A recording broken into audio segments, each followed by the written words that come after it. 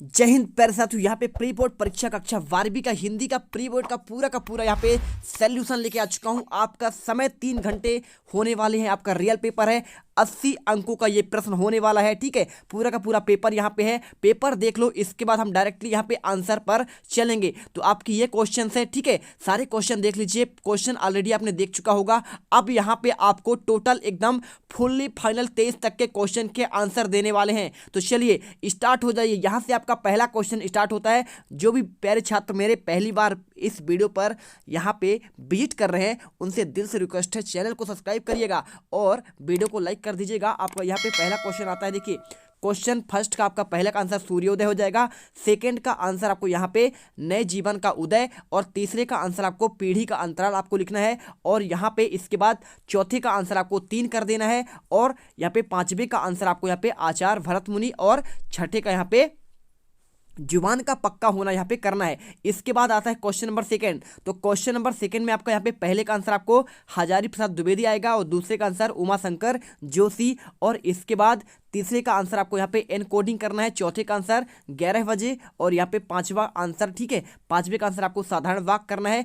छठे का आंसर यहाँ पे गद्य और पद्य मिश्रित आपको काव्य को यहाँ पे चंपू काव्य कहते हैं। और सातवें क्वेश्चन का आंसर आपको यहाँ पे भारतेंदु हरिश्चंद्र करना है। इसके बाद आपका यहाँ पे क्वेश्चन नंबर थर्ड स्टार्ट होता है। पहला आपका फाड़ेश्वर नाथ रेणु का आंसर आपको यहाँ पे सीधा सीधा आपको सही जोड़ी है। पहलवान की ढोलक, आत्म परिचय यहाँ पे हरिवंश राय बच्चन आपको करना है। और इसके बाद तीसरा क्वेश्चन का आंसर अतीत के पांव, ये आपका यात्रा वृत्तांत है। और चौथे का आंसर माधुर व ओज प्रसाद आपको यहाँ पे शब्द गुण के अंतर्गत आते हैं। इसके बाद हिंदी एक आपकी भाषा है, और यहाँ पे समाचार। हाय एवरीवन, क्या आप जेई नीट क्लास 9 या क्लास 10 की प्रिपरेशन कर रहे हो और चाहते हो कि कोटा के टॉप मोस्ट IITians और डॉक्टर फैकल्टी ने जो लेक्चर बनाए हैं, जो हजारों टॉपर्स ने स्टडी मटेरियल प्रैक्टिस किया है, साथ में वो previous year paper with complete solution, mind map, revision test video, NCERT solution, वो भी सब एक जगह पर। और हाँ, ये सारी चीजें मिलेंगी ई सरल ऐप पर, जिसका लिंक नीचे डिस्क्रिप्शन में दिया गया है। आज ही ई सरल ऐप डाउनलोड करें और अपने ड्रीम एग्जाम की तरफ एक बहुत अच्छा कदम उठाएं। All the best.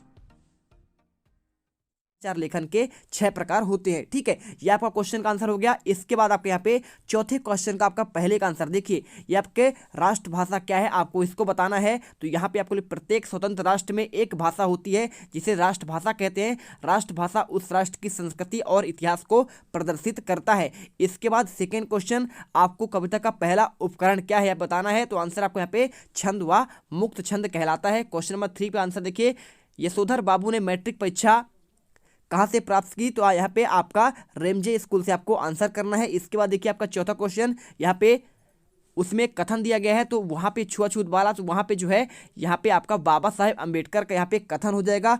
इसके बाद आपका नेक्स्ट क्वेश्चन क्या दिया है, यहाँ पे आपका यहाँ पे पंख लगाने का अर्थ क्या होगा। तो यहाँ पे बाहर भीतर, इस घर उस घर, उड़ सकती थी। ठीक है, इसके बाद यहाँ पे क्वेश्चन नंबर 6 का, राजा ने लुट्टन से क्या कहा। तो यहाँ पे आपको आंसर लिखना है, जीते रहो बहादुर, तुमने मिट्टी की लाज रख ली, और ये कहा था। इसके बाद क्वेश्चन नंबर 7वें का आंसर, यहाँ पर पूछा गया था कि दोहे को उल्टा करने पर कौन सा छंद प्राप्त होता है। तो आपको यहाँ पे उत्तर में आपको सोठा लिख देना है। क्या लिखना है आपका यहाँ पे, सोठा आपका सही आंसर होगा। इसके बाद देखिए आपका यहाँ पे नेक्स्ट क्वेश्चन क्या आता है, सत्य और असत्य के क्वेश्चन आते हैं।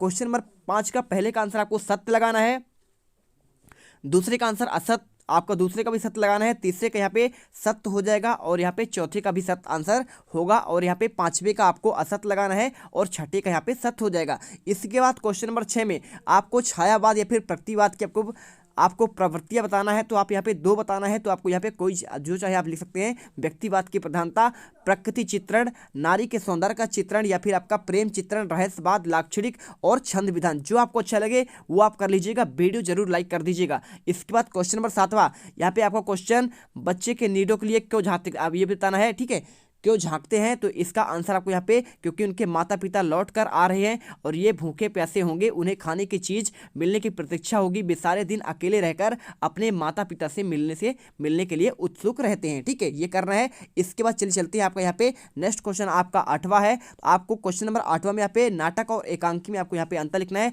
तो नाटक में कई अंक होते हैं, जबकि एकांकी में एकमात्र अंक होता है। इसके बाद सेकेंड का आंसर स्क्रीनशॉट कर लीजिए, नाटक में पत्रों की संख्या कितनी होती है, एकांकी बाकी में पत्रों की संख्या पे नाटक की अपेक्षा कम होती है, इसमें आपका अधिक होता है। ठीक है, इसके बाद क्वेश्चन नंबर 9 आता है। तो यहाँ पे आपको क्या है, आपको यहाँ पे चलिए क्वेश्चन आपको पहले बताते हैं यहाँ पे।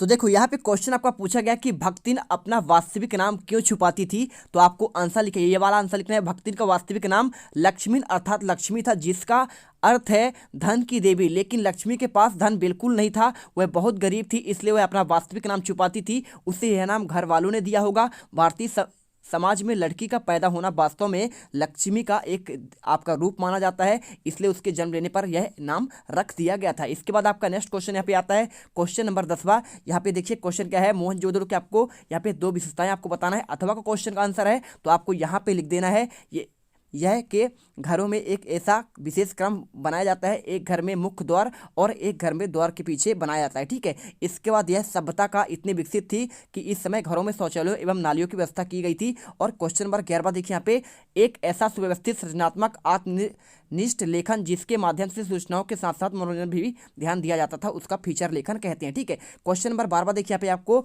यहाँ पे अभिधा शब्द शक्ति के बारे में बताना है। जिस शक्ति के माध्यम से प्रचलित अर्थ का ज्ञान हो उसे अभिधा शब्द शक्ति कहते हैं। उदाहरण, गाय बड़ा उपयोगी पशु है। ठीक है, इसके बाद चलिए चलते हैं आपका यहाँ पे नेक्स्ट क्वेश्चन। आपका इसमें क्या पूछा गया, भ्रांतिमान अलंकार। आपका अथवा का आंसर यहाँ पे देख लीजिए। भ्रमवश जब एक वस्तु को दूसरी वस्तु मानकर समझ दिया जाए उसे भ्रांतिमान अलंकार कहते हैं। आपको यहाँ पे उदाहरण लिख देना है।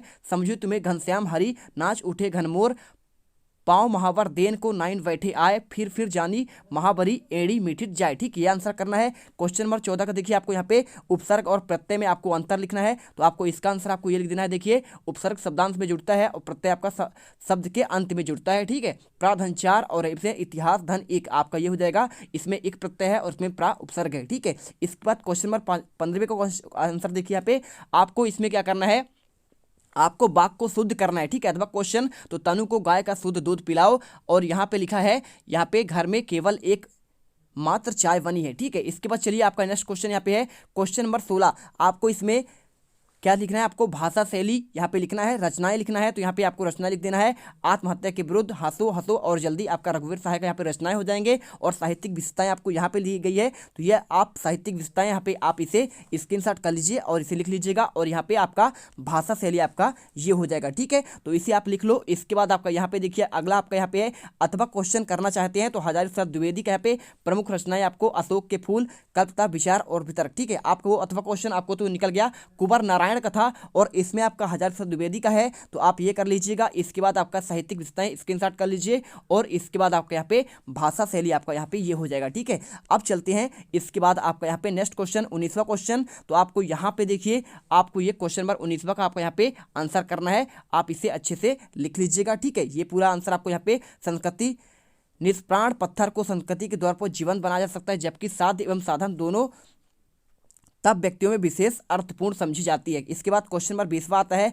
आपको यहाँ पे क्या है, संदर्भ प्रसंग व्याख्या करना है। तो यहाँ पे इसको लिखना है, संदर्भ प्रस्तुत पद्यांश हमारी पाठ्य पुस्तक विधान से लिया गया है। इसके रचयिता आपको डैश डैश आपको यहाँ पे बताना है। ठीक है, कि कौन है। और यहाँ पे प्रसंग आपको प्रस्तुत काव्यांश बात सीधी थी पर से लिया गया है। और आपको यहाँ पे भावार्थ आपको ये लिख देना है। बहुत ही बेहतरीन, आपके 80 में से 80 नंबर आएंगे, बिल्कुल एक भी नंबर आपका कहीं जाने वाला नहीं है। इसके बाद आपका यहाँ पे 22वां क्वेश्चन देखिए, आपको यहाँ पे एक लेटर लिखना है, चाहे तो आप यहाँ पे लाउड स्पीकर वाला लिख लें, और या फिर आपको एक पिताजी को पत्र लिखना है यहाँ पे। तो आप, मैं यहाँ पे सकुशल हूँ, आपकी सकुशल की प्रभु से सदैव मंगल कामना करता हूँ। और पिताजी यहाँ पे वार्षिक परीक्षा उत्तीर्ण में मैंने सभी प्रश्नों को अच्छे से लिखे हैं और इस वर्ष उत्तम अंकों से उत्तीर्ण होने की आशा करते हैं। आगे मैं यांत्रिकी विषय का चयन करना चाहूँगी, अतः ग्रीष्म अवकाश में अच्छी तैयारी करूँगी और आपके आशीर्वाद से अपने लक्ष्य को प्राप्त करूँगी। स्नेहमयी माता जी को चरण स्पर्श। आपका यहाँ पे रिंकू यहाँ पे, ठीक है, आपको बेटी का नाम क्या है, मोनिका। आपको यहाँ पे शेष तो आपको लिख देना है, ये आपका आंसर हो जाएगा। इसके बाद आपका लास्ट आंसर यहाँ पे आपको स्वच्छता अभियान के बारे में एक आपको यहाँ पे लिखना है। तो यहाँ पे आप ये देख लीजिए,